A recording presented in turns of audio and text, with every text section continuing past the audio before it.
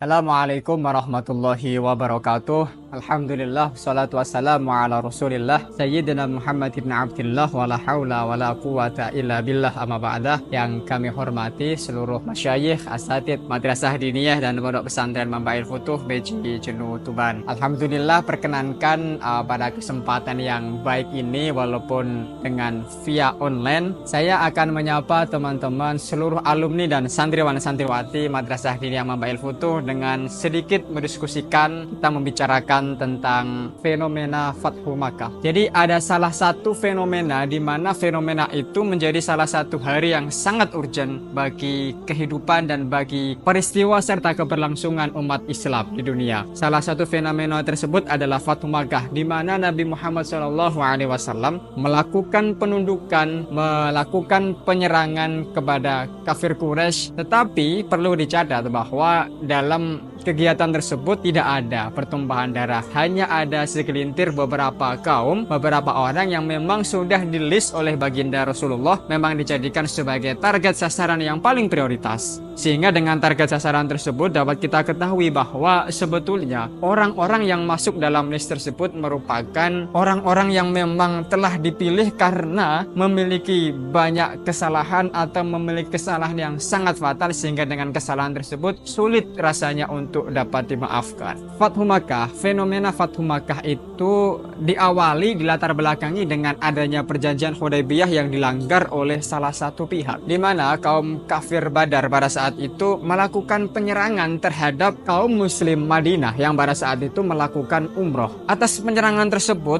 artinya kaum kafir Quraisy itu secara langsung melanggar perjanjian apa yang memang sudah direncanakan, yang disepakati oleh Nabiullah Muhammad SAW beserta kaum-kaumnya. Oleh karenanya Nabi merespon hal ini dengan melakukan penyerangan pula. Penyerangan yang dilakukan Nabi itu bertujuan untuk menundukkan kaum Quraisy agar dia masuk Islam dan agar dia secara langsung menyadari bahwa hal itu adalah perbuatan yang salah. Karena pertama, dia melanggar perjanjian, dan kemudian yang kedua, perbuatan jahiliyah, perbuatan bodoh yang dilakukan oleh kaum Quraisy itu sudah dirasa tidak bisa dilanjutkan. Artinya harus segera ada penanganan khusus, segera dibasmi, dan segera kaum Quraisy untuk memasuki agama Islam, agama yang fitrah dan agama yang bersih.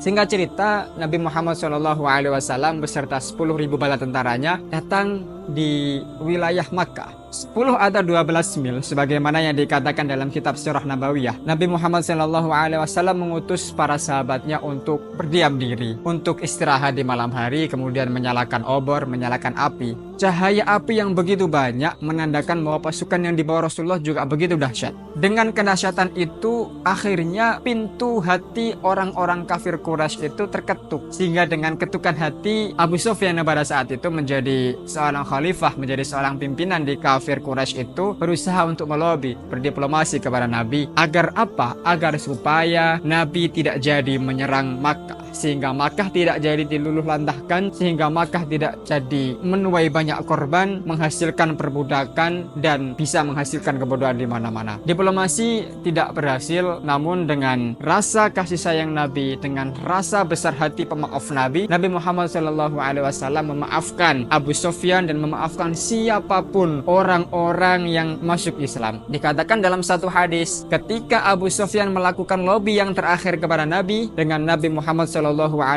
mengedepankan rasa pemaafnya, rasa kasih sayangnya kepada beliau, Nabi berkata, aku tidak akan menyerang, artinya bahwa aku akan selamatkan, aku akan menjaga orang-orang yang memasuki rumah Abu Sufyan. Kemudian Abu Sufyan menjawab, ya Rasul, ya Muhammad, rumahku adalah rumah yang sangat kecil, tidak mungkin aku akan mampu menampung semua rakyat-rakyatku. Nabi juga berbesar hati kemudian, siapapun yang memasuki rumahnya, atau dalam satu riwayat, siapapun yang berlindung di Masjidil Haram, maka akan aku selamatkan. Siapapun yang tidak menghunus pedangnya, akan aku selamatkan. Interpretasi yang saya pahami dalam hadis tersebut adalah bahwa Rasulullah Muhammad SAW seorang pribadi yang penyabar, seorang pribadi yang pemaaf, sehingga dengan kesalahan-kesalahan besar seperti itu, Rasulullah SAW mampu memaafkan, mampu mengedepankan sisi-sisi kasih sayangnya, daripada meninggikan ego, daripada beliau membesarkan membesarkan hati untuk terus balas dendam. Nabi tidak termasuk orang-orang yang seperti itu, bahwa Nabi merupakan seorang insan kamil yang mengedepankan sisi pemaafnya. Hal yang dapat kita tiru, hal yang dapat kita implementasikan di kehidupan sehari-hari, khususnya di bulan suci Ramadan ini, saya mengajak kepada saya dan kepada teman-teman semuanya, seluruh santriwan santriwati, seluruh pemirsa yang melihat video ini, mari kita sama-sama meneladani apa yang telah dilakukan oleh Nabi, menjadi seorang insan yang pemaaf apapun kesalahannya, karena memang Allah Subhanahu wa Ta'ala itu adalah zat yang pemaaf. Maka tidak patut bagi kita untuk mengedepankan sisi-sisi balas dendam. Kita ditugaskan dan kita diperintahkan untuk memaafkan atas segala kesalahan orang-orang yang telah memberikan rasa sakit kepada kita, yang telah memberikan rasa kerugian terhadap kita. Tapi bagaimanapun itu, kita sebagai seorang muslim, maka menjadi seorang yang pemaaf, menjadi seorang insan yang mengedepankan kasih sayang, yang memiliki rasa kecintaan kepada sesama, dan memiliki rasa ketebalan sosial kemasyarakatan, maka sudah menjadi satu kewajiban bagi kita untuk terus menjaga hubungan, menjaga ukhuwah